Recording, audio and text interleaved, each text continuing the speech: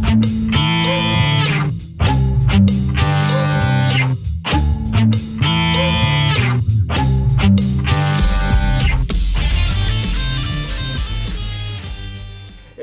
Mike McWilliams upstairs to the right music. Before we get started today, you know I'm in the middle of my subscription pledge drive, trying to get to 1,000 subscribers. And if you haven't taken the time to subscribe yet and you like the contents of this program, please take the time to hit the subscribe button. It would really help. A lot of the live stream stuff that I want to do, that I have planned, and other future plans that I have to do once I hit that magical number and hit that goal. So help me out. If you haven't subscribed yet, hit that subscribe button. Thank you very much.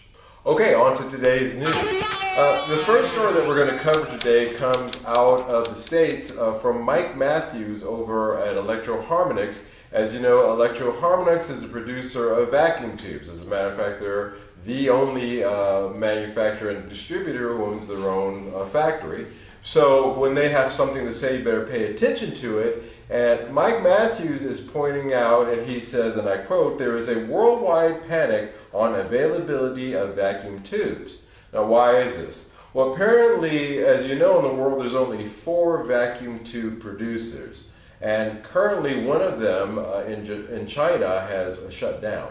And so that only leaves 3 producers. And as the status of it gets worse and worse, as the delay goes onto when they're going to open up this new factory, the old factory, but renew it because they had to move, apparently is the story, it's causing a delay on lead times on producing tubes. Now, Mike Matthews says that ordinarily the lead times are about 1 month. Right now, they're approaching 6 months. So why is this a problem? Well, it's a big problem because the tube amp industry is a multi-billion-dollar industry in general, in totality, and it's being supported. And even within that, the tube amp is actually a niche market within the music instrument industry, and it's being supported by even more niche market of the vacuum tube industry. And when you have only 4 shops producing the products that you need to make your product go, that's an issue. And when one of those goes out of production, obviously that's going to cause a lot of delays in terms of your logistics. And so we should take a look at this. We should, I think we should take it with a grain of salt. In my case with my vacuum tubes, and again, I was fortunate to be gifted with a bunch of new old stock tubes from a good friend of this channel. And so I'm good for tubes for the rest of my life. I'm actually really good. But for the big producers of tube amps that depend upon that supply chain in order to fill their orders and to get their amps out, if you produce a tube amp and you don't have any tubes to put in it, you got a big issue. So that's why you should keep an eye on that. You may see a rise in the prices of vacuum tubes. I saw in the Gear Page a report. New old stock tubes are now becoming so rare and in high demand that they are they're featuring. Is that even a word? They're featuring? No, that's not a word. I didn't think so. They're fetching the really, really ridiculous high prices of around $200 per tube in some cases with some the more in-demand tubes. So something to keep an eye on. There's something there. And I find it to be a very fascinating story, so we will keep an eye and I'll keep you updated if I hear anything more about it. Okay, moving right along. This is a story that kind of tickles me a little bit. As you know, for years and years and years, Gibson has been coming out with their Slash collection. Now, as we know, the original Appetite for Destruction guitar was not produced by Gibson. It was a copy of a Les Paul, and Slash used that guitar for the leads work on that just absolutely terrific rock album, Appetite for Destruction. And as he brought the Les Paul back into the forefront of the rock world and began to work with Gibson in order to produce these collection models, these signature models is what they call call them, it seemed that all was all good and rosy. However, there has been a plethora since the late 80s, early 90s, that this collection, the signature series, or plethora signature series started. And on the Gibson side, they wouldn't keep doing it if it wasn't doing well. And it's doing so well that they've done it again. But this time, they have tried to move that collection into Epiphone. Of course, Epiphone also has a history since, I think, 2010, 2011, producing Slash signature guitars that was actually well received. So you would think that with this new collection coming out, that would again be the case. Well, it was the case in the Gibson guitars, but in the case of the Epiphone guitars, there was a little bit of controversy regarding the pickups. You see, the price on the new Slash series starts at around, here in the EU, I did a little calculation, starts around $1,060 the US. So that is around 800, 900 899, 900 euros.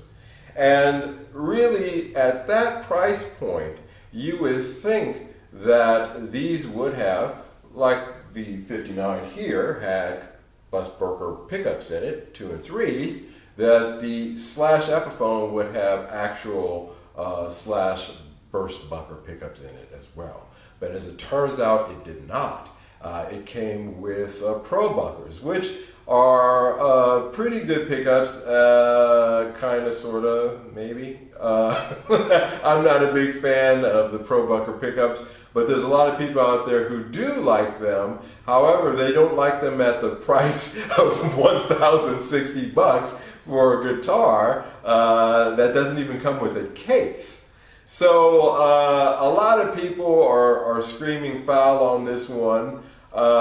There's an issue there with the product not really meeting a price point that came to consumer expectations. So in other words, a lot of the guys who were going to buy this model were expecting it to have really boutique pickups in it, again, especially at that price point, and it did not.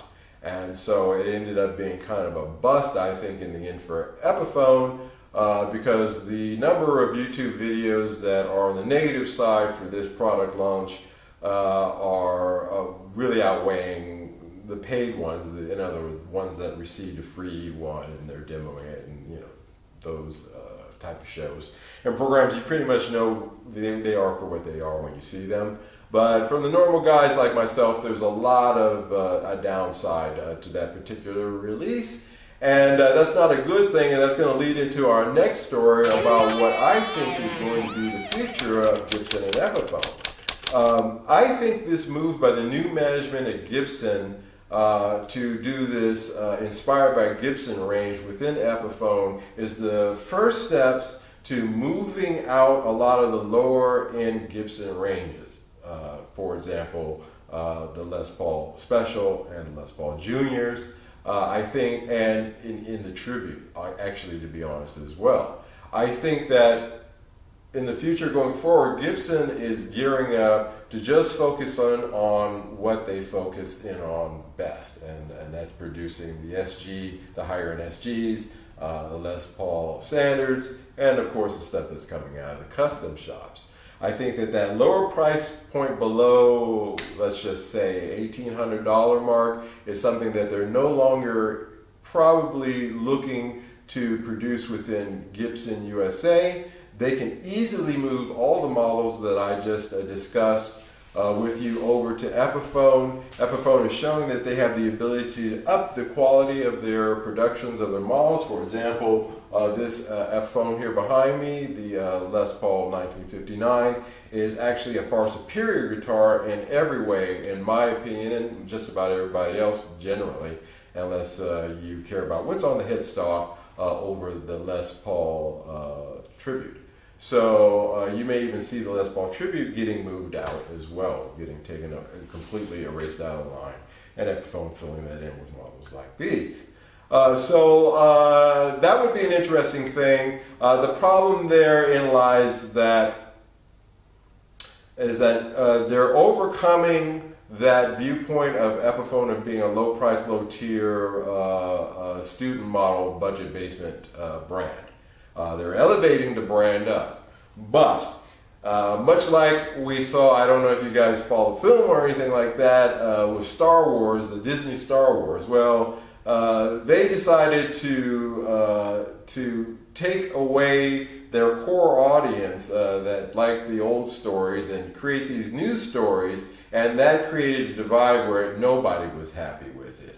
And I think, again, this is going to be an example of that, and it's a very similar case of that as well with Epiphone, because really the price points at above $500 on Epiphone is where people start to grumble a little bit. Why am I paying this much for an Epiphone? Again, we go to our previous story talking about the Epiphone Slash collection, and seeing that you better come with something that meets consumer expectations, or you're going to have a failure. The Epiphone 1959 here fully met consumer expectations, and it exceeded them. The big problem with that was the rollout. Because of logistics issues, nobody could get them. So I think that this was the plan going forward. I think the corona messed up a lot of those plans. I think that going forward, as the logistics issues start to resolve themselves, and as we see the 2022, 2023 lines, I think that's what we're going to see coming out of Gibson and Epiphone going forward. That being said, again, I think it's going to disappoint a lot of the people the budget conscious people who were looking for Epiphone to be at that budget level, as opposed to being in that intermediate level. So that's going to hand a lot of that market over to the Squires of the world. But even the Fender Squires, you're looking at $450, excellent guitars. From what I'm hearing that they're really great. It's going to be the Harley Bentons, the Fireflies, and Chipsons. Those are going to be the ones that are going to fill that lower price going forward, I think. So you can no longer look upon Epiphone, I think, going forward as a budget brand. It's going to be a brand, an intermediate to up there brand, especially on some of their signature series. Boy, I'm just having a hard time speaking today. I think I got a cotton mouth, but that's a separate issue. In any case, I think as you see the price points on the signature series in the $1,000 range and up, I think it's going to become more and more apparent that what I'm saying is absolutely true. All right, so that's the news for today. Thank you so much for watching. Thank you so much for taking the time to subscribe with us, for hitting the like button, and liking the content of what we did today. I sure did enjoy bringing it to you. And until the next show, you take care. Bye-bye.